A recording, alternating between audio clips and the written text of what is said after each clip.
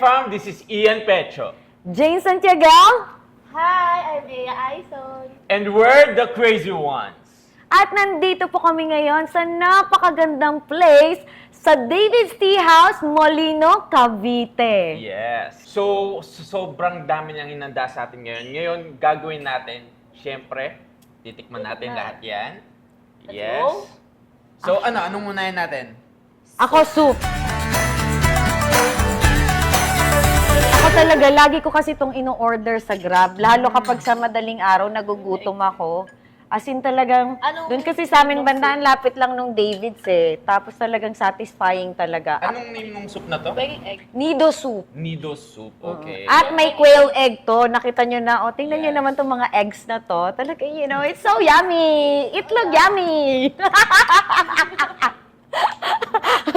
Yes, ano yun? Char. Actually, pangalawang bowl na to, kaya malalaman mo talagang masarap. Kasi pangalawang order ko na to, hindi nyo ba nakita na ubus ko yung isang ganito kanina?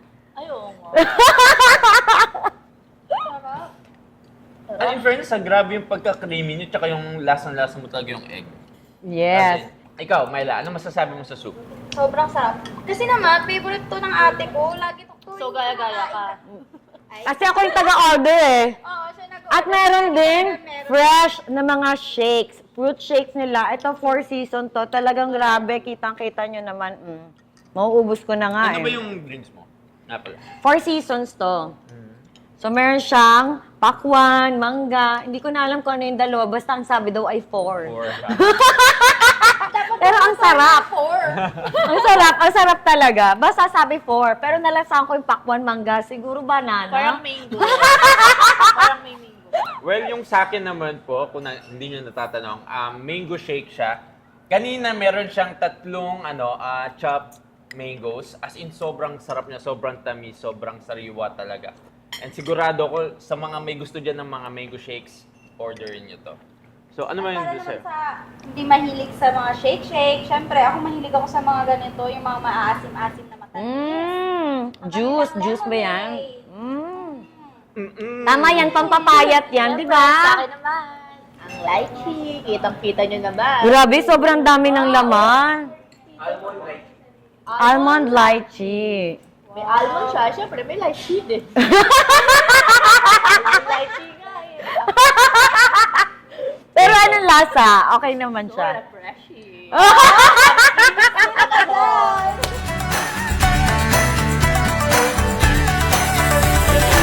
After naman ng soup, punta naman tayo sa prawns. Hot prawns, yes.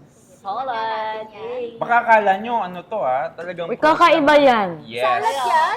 Ngayon lang ako nakakita ng ganyan. Medyo naku-curious nga ako kasi meron daw siyang mga fruits. Fruits? Na, Prawn? Prawn? Tapos So, salad. yes. So, yun yung gagawin natin, yung titikman natin. Yan. Lagyan ko kayo. Is it too much or ayos lang yan? Papa-English tuloy ako. Baklang-bakla kasi sa... Siyempre, nasanay kasi ako. Kasama ko sila Ma'am Ming, si Sir John. Nag-i-English kasi sila. Ganun. Nakakawawa pala yun. Yes, of course. Ito yung peach. Ito yung kulay na to. Ay, ano to? Wala. Fruit salad nga. Kayo, natitikman nyo na. Oh my goodness. Fruit salad, tapos may prawn. Kakaiba yun ah. Ngayon lang ako nakita nito. Oo, yung hipon, no? Well, let me try it. Makaiba yung lasa niya. Mm. Parang namilig sa salad eh. Kasi pag nagagawa rin akong tempura, sinasawsawan ko rin mayo. So parang medyo nag-fit siya, no? Sarap. Kakaiba to ah. So ang recipe na to daw ay galing sa Hong Kong. Hong Kong? Yung fruits na nilagay nila dito is Normal. may nalasa ng pineapple Ako and din, also yun nga. Yung Nagbabalance ang yung lasa niya. Sobrang sarap. paano yung balance? Paano yung balance? Meron bang balance and Ah, harmony yes. yan? Yes. Ay, tama yan kung may balance and harmony. Pero ito talaga yung inaabangan ko. Ako din. Ito kasi lagi itong na-order eh. Sobrang... Sobrang famous. Pati yung mga customers kanina nakita ko laging meron ito. Laging merong yang chow, merong laging crispy noodles. Na-amaze lang ako, sorry Na-amaze lang ako dun sa nila, hot prawns nila kasi sobrang fresh ng fruits. Tsaka nung prawn. Kasing fresh ko talaga. ba? Oo, kasi at saka yung ibang salads kasi, di ba? Yung iba gusto nila matamis, ganon. Oo. Iba naman. Ito, ayaw, ma-appreciate mo siya. Sakto lang yung lasa. Yes. Diba? Hindi matamis, hindi maalat.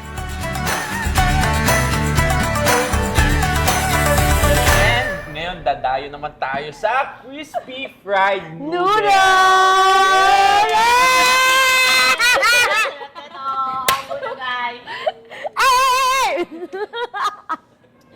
Pampahaba ng buhay. Ayun. Kakaiba yan kasi ang alam ko, sila ang nagpauso niyan, yung crispy fried noodles. yeah. Kasi di ba usual sa mga Chinese restaurant is wonton, parang wonton noodles. Yes. So alam ko si ano ang nagpauso nito, si David Steakhouse, yung crispy fried noodles. Oh, really? Ooh. Grabe. Uy, kanina pa to ha, sobrang Hindi dami siya natin tinipid. chismisan, pero tingnan mo, crispy pa rin. Hindi Diba? siya tinipid, as in. Ay, may hipon pa, oh! Sarap. Oh, paano mo? Ganun kasarap. Grabe naman, isusubo ko pa. Grabe naman! Grabe ka naman, grabe ka naman! Oh, so, OMG. hindi siya dry, oh. Saka saucy. Imagine mo yung name niya, no? Crispy fried, Oo, pero ganyan siya tignan ka, mo, ano. oh. Saka saucy. Actually, sobrang crispy niyan kanina. Yes. Sarap. Kaso ang tagal natin mag-TikTok. Ito yung ano eh, yung sobrang naano ko sa mga Ang sarap, vegetables. grabe. Sarap guys. Try nyo. Promise, walang halong charot-charot talaga to. Walang Itry ano nyo eh. pumunta sa malapit na David sa inyo. Tapos itry nyo tong crispy fried noodles, promise. Legit talaga. Walang harong biro talaga, walang charot-charot. Kapag sinabing hindi talaga masarap yan, tingnan mababayaran ni Ian yan. Kasi sure na sure kami talagang 101% talagang napakasarap nito, promise.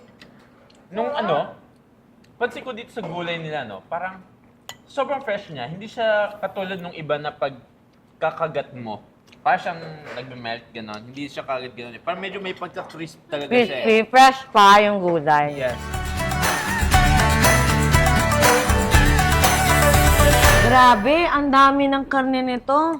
Ang tawag dito ay David's Fried Rice. Oh, so Yes. ito yung specialty ni David's na Walang rice. diet ngayon. True. Tingnan nyo naman, parang konti lang yung kanin, pero mas marami pa yung karne.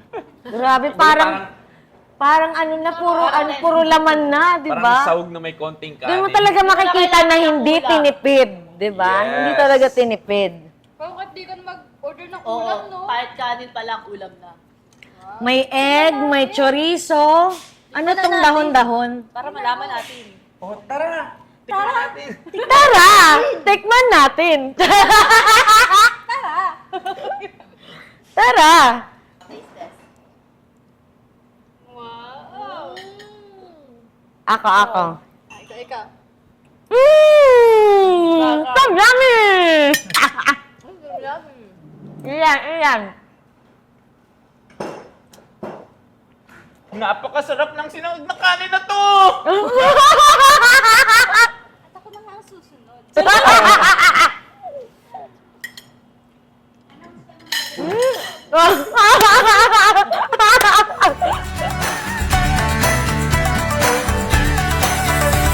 Balita ko kasi napaka-healthy daw nitong fish tofu nila, pero malasa.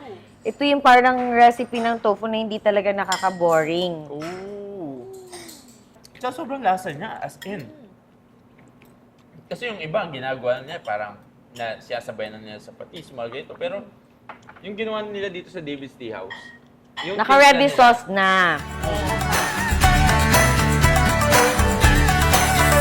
Kaya kapag gusto nyong tumikim at kumain ng authentic Chinese food, dito lang yan sa David's Tea House. Marami tayong branches anywhere, lalo na dito yan sa Molino, Cavite, David's Tea House. Ang laki-laki ng place, very elegant at napakalinis. Grabe. Yes. At saka nga pala, sa sobrang laki nitong place, karamihan sa David's Tea House talaga, nagtatanggap sila ng mga party package. Kunyari, kasal, birthday, ano pa ba, binyag. Tsaka tingnan nyo naman tong place, napakalaki. Taas pa lang to, iba pa yung baba. Iba silang VIP room. Oo, at saka tingnan mo naman, ikaw na talaga yung giginawin sa sobrang lamig. At ang laki ng parking space. Laging problem yan ng mga nagpapaparty dahil ang hirap ng parking space. Alam natin yan. Pero dito sa David's Tea House, Molino, Cavite, ang laki ng parking. Doon pa nga kami nag-TikTok eh. Sobrang laki ng parking talagang. Ice cream, yummy. Ang laki ng parking, talagang pack na pack. Kaya kung saan nyo man gustong magpa-party, ilike lamang ang kanilang page, David's Tea House sa Facebook, para malaman nyo kung ano yung mga details na mga kailangan nyo or saan kayo malapit. Ayan. So, anong questions nyo man, pwede nyong itanong sa page nila, David's Tea House. Yes. So, fam, pag meron po kayong katanungan o meron kayong alam na branch ng David's Tea House, i-comment nyo lang po sa comment section. And Yes. baka hindi nyo po nasasabi or di natin alam, bibisitahin po namin yan at pwede doon tayo magkita-kita. Oo, tulad ni Tony, David's Tea House, Molino, Cavite. Last time naman nandun tayo sa David's Tea House. Taytay. Oh, Taytay Rizal. Ang ganda rin. Sobrang ganda, ang laki. At elegant. Yes. At pinaka-the best talaga kay David's is maliban sa masarap yung pagkain, napakalinis. Very neat and clean. Yun talaga yun. Friendly ang mga staff. Yes! And